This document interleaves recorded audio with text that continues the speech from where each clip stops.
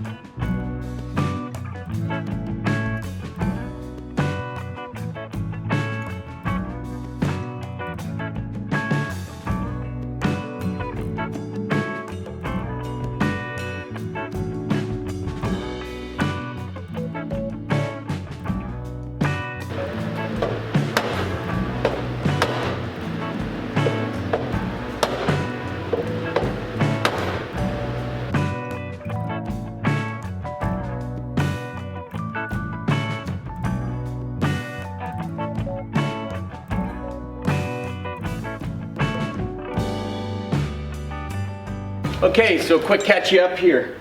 We got the radiator core support in.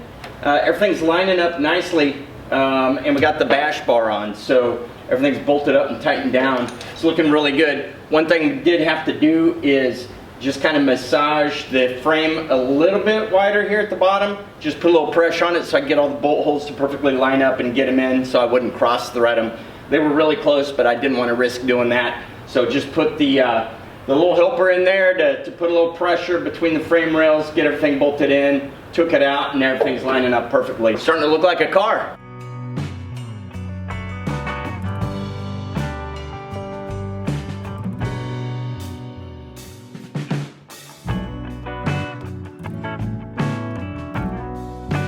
So we got the new air guard here. This one's pretty busted up, as you can see. So now we're just going to go ahead and remove all the wiring from it, transfer it over to here. We've been doing the same thing in here. Got the hood latch on. We've got the entire structure for the frame support in. We got the bash bar on. A little bit of wiring work we'll have to do over there.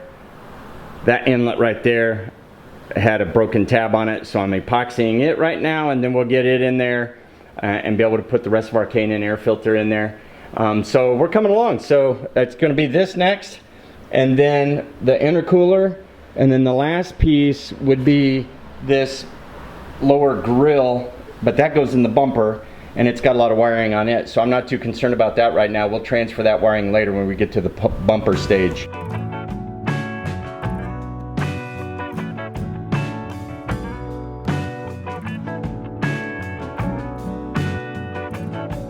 Why do it 3 times when you can do it 4?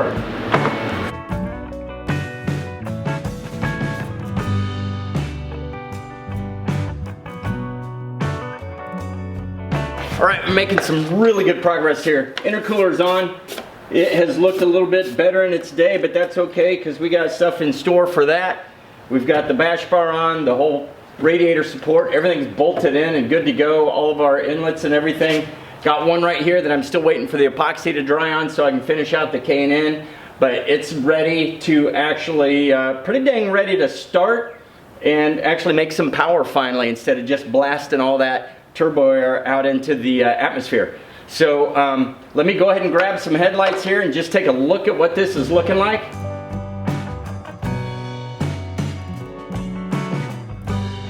Alright guys, this is kind of the moment of truth. With this side being destroyed, this is really going to be a good moment. We still got wires we've got to fix, but for now, I just want to put this in here and see what it looks like.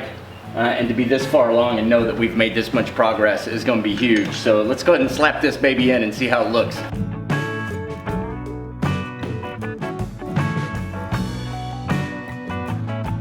That feels pretty damn sweet.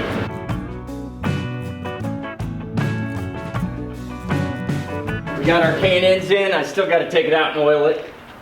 Still got to put some cushions and stuff on here, but let me just ease this down here and take a look. Yeah, buddy. There we go. She's starting to look like a car. I am super pleased with how this is coming along.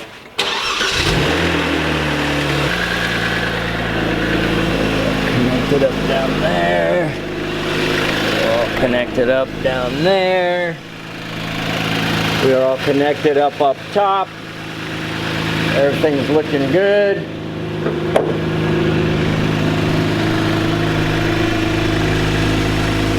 So now that we got this in here and looking sweet, I'm going to go ahead and pull it right back out, and we're going to go ahead and start working on some of this wiring here and get this headlight back to functional.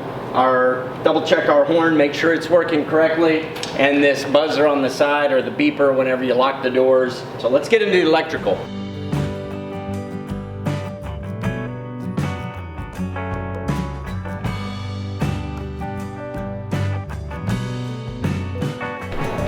Okay, that completes the electrical repair right here where this wire was chopped when this was bent over. Now nicely comes over there. You saw that we soldered and shrink wrapped all those. Retaped this up, the clips are all in. The only clip I have remaining is, there's probably one that this hooks to, probably to this tab right here.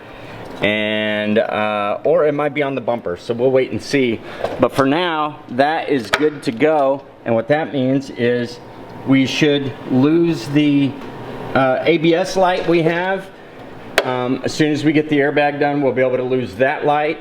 Headlights should have already been functional, even though we haven't tested it. Let's move on to this sensor here. Not a sensor. Let's move on to this speaker here that makes the noise when you hit the lock button. Sorry about the fan noise, but it is hot today, just like a lot of you all across the US. We're going through this heat wave. But the goal here is to go ahead and remove some of the tape here, clean this up, lengthen the wires where I need them so that I can get this restrung back up here through the clip and with the grommet back in here so that this is complete.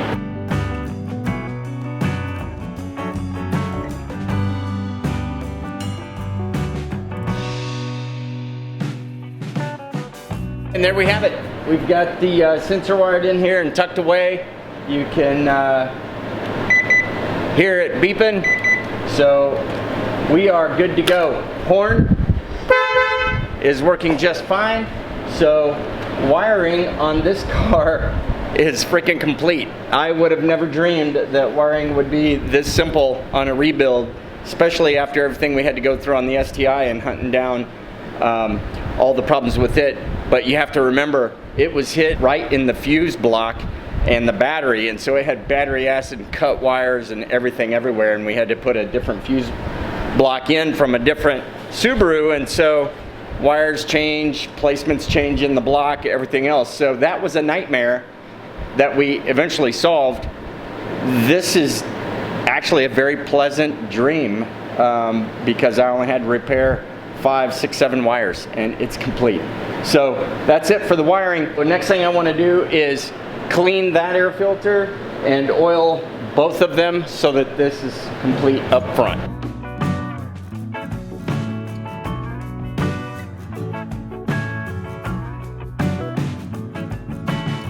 So we got one nice new clean filter and one that's been in use for a while.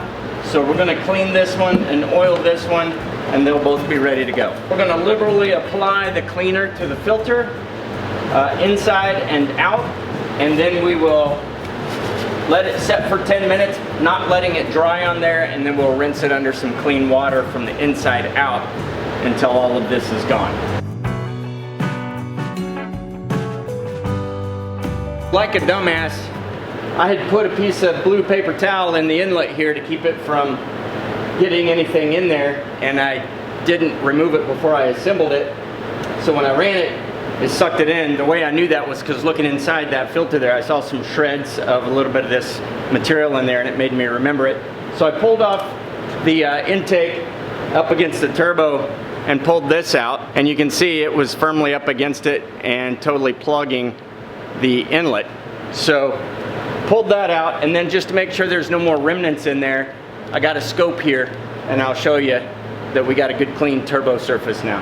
You can see that we've got all traces of that out of the turbo and have a good clean turbo face now.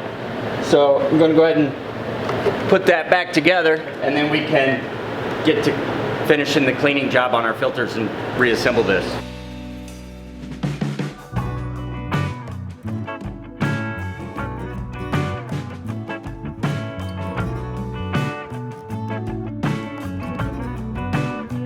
And now they look virtually identical.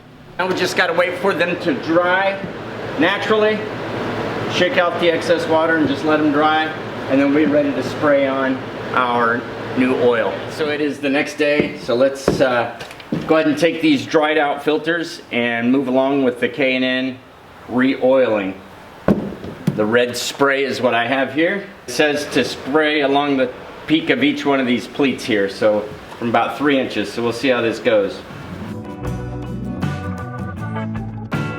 Looking good on the outside, and it says to let it soak in for 20 minutes, so that's what we're gonna do. That was the old one, and here's the new one.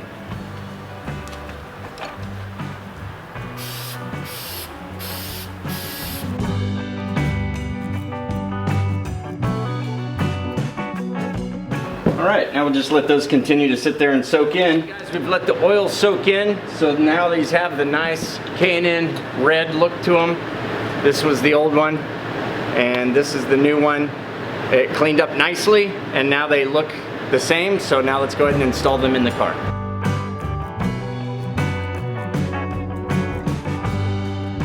We have got the K&N filters in. They are refreshed and looking fantastic. Everything is back in place where it should be. The headlights are in. This front end is pretty much done. Now that we've got that paper towel out of the turbo intake, let's go ahead and fire this thing up, give it a couple rips, and see how it does with this new improved airflow.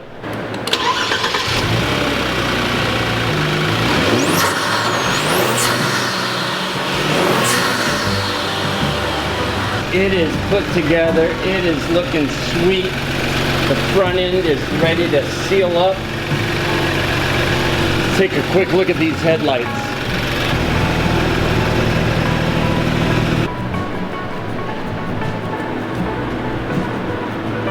Alright guys, so that's going to be a wrap for this episode. Huge progress on the front end of this Kia Stinger. Looking beautiful. Headlights firmly mounted, operational, wiring complete, K&N filters done, front end fully assembled. So that's, man, that is progress and feels really good. I will tell you, I'm really excited before we go any further for the next step of this build, which is going to be our first mod.